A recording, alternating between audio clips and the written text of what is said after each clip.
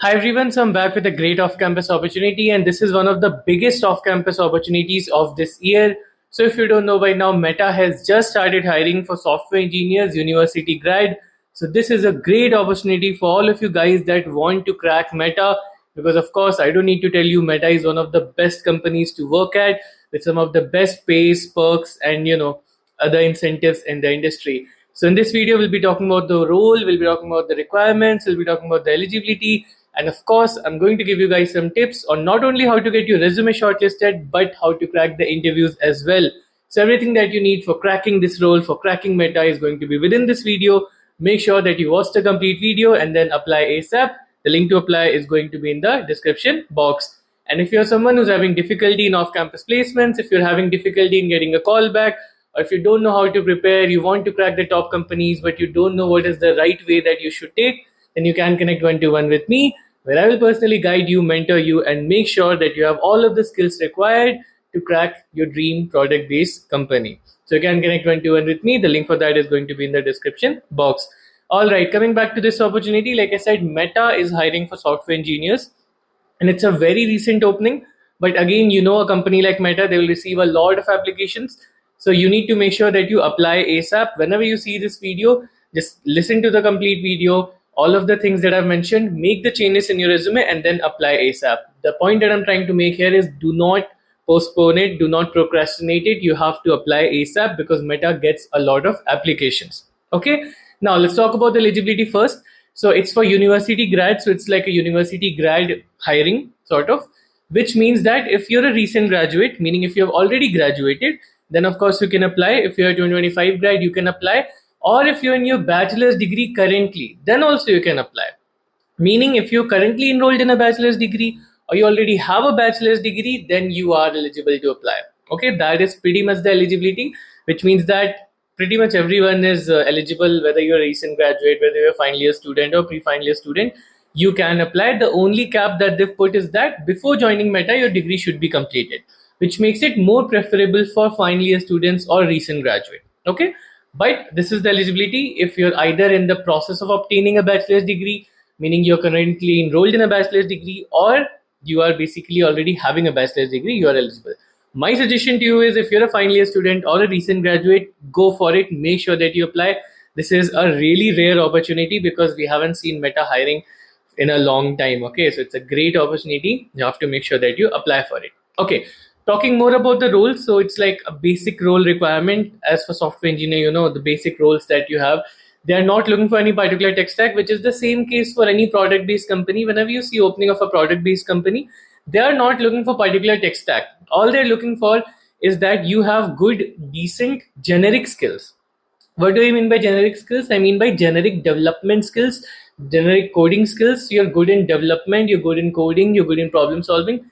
These are the things that product-based companies look for. When you go for startups opening, they'll have a lot of tech stack. They'll have Node.js, React, XYZ. But for majority of the product-based company, all they're looking for is good, decent skills in development, decent skills in DSN problem solving, coding, and all of those things. Okay. But again, there are a few keywords that you can put in your resume. So those list of keywords will be in the description box. Like I always give you guys, it will be in the description box. You can use those keywords and integrate them in your resume. So that is fine, but the list of keywords is not going to be huge because again, they're not asking for anything specific. But even with general things, it's very difficult to get shortlisted in a company like Meta because of the sheer competition that you have, because of the sheer volume of applications that they receive. So what are some things that you can do to increase your chances of getting shortlisted? Let me tell you that. Let me go on that one by one. And make sure that you listen to this carefully, because this is what will make the difference in you getting rejected or you getting shortlisted. Okay, first, let me start at the very basics. I'm not going to spend time on this, but at the basic level, you need to have a good ATS friendly template. So I'll give you a resume template that has been used by a Meta engineer herself in the past. So I've had a Meta engineer on my podcast who talked about her entire interview experience and her entire process of cracking Meta. So I'll tell you the resume template suggested by her. So make sure that you use that resume template. Apart from that, you need to make sure that your resume has a good ATS score. Your resume cannot be lacking. It cannot have 50, 60, 70%. It should be at least 70% and above. It should be more than 70%.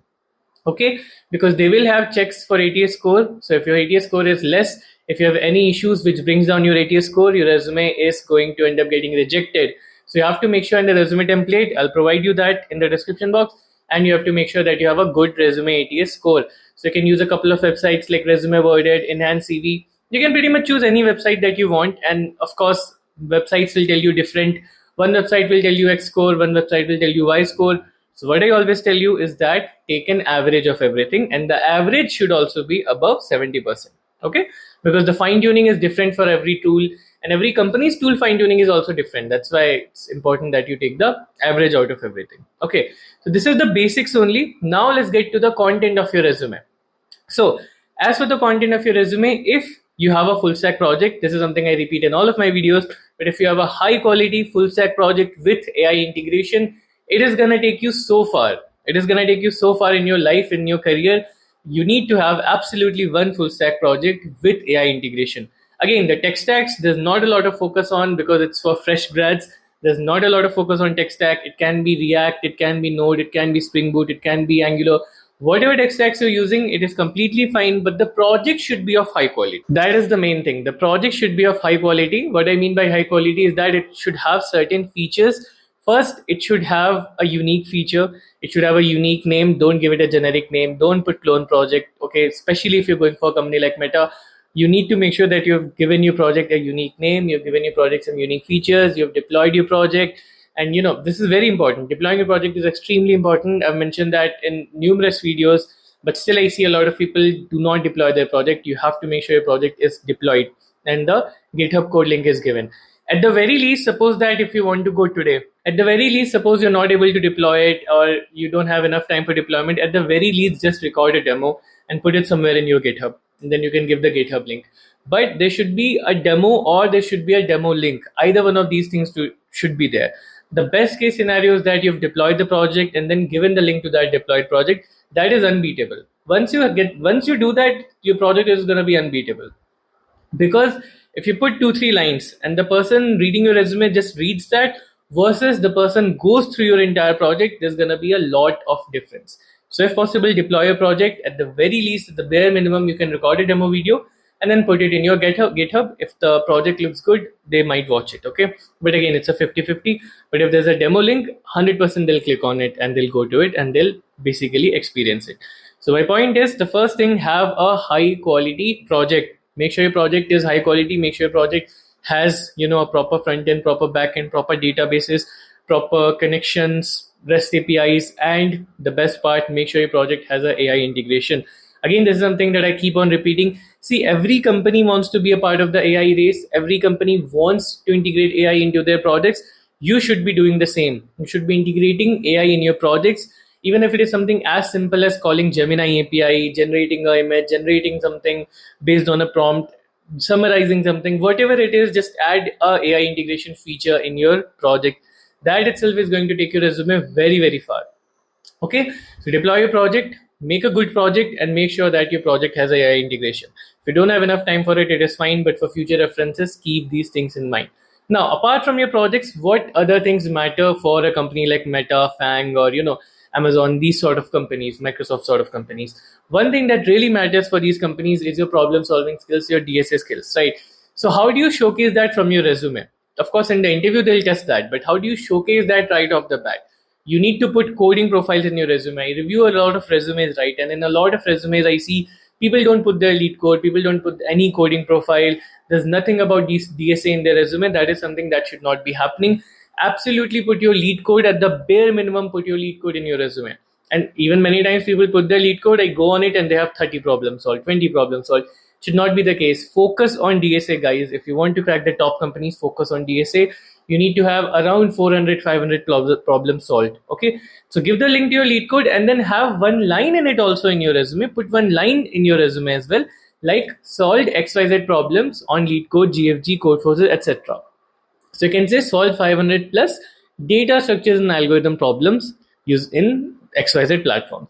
So that will give your resume a little bit about DSA also, because you'll have the keyword of DSA, you'll have the keyword of problems, and you'll have quantifying effect also. Speaking of quantifying effect, wherever possible in your project, put a number, okay, like XYZ%, increased efficiency by X%, decreased this time delay by Y%, anything, wherever possible, don't fake it.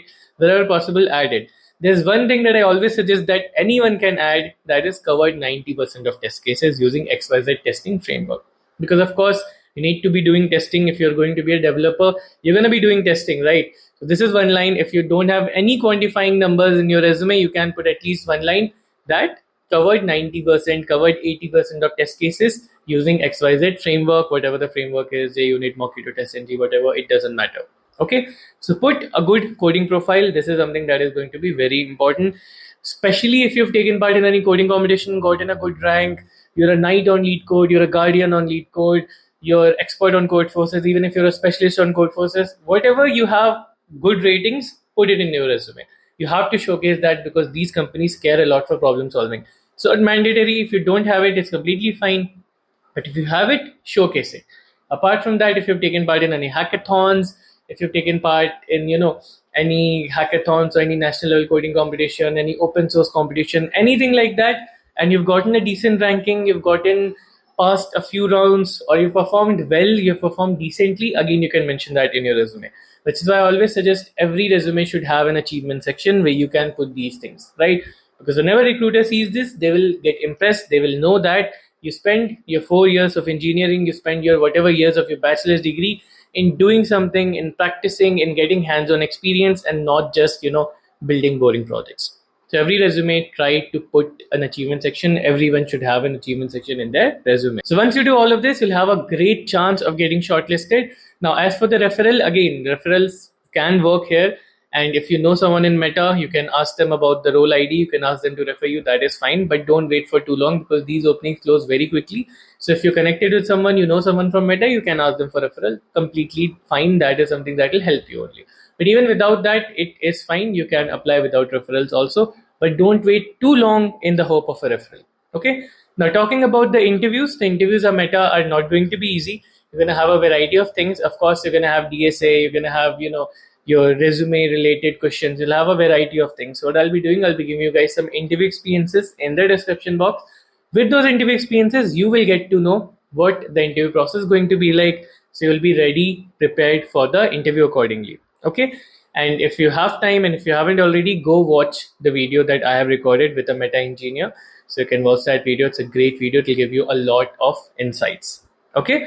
So yeah, that's pretty much it. Go and apply ASAP. It's a great opportunity. I make videos on a daily basis, right? And I haven't seen Meta hiring in a long time. So it is really a golden opportunity. All of you guys should try for it.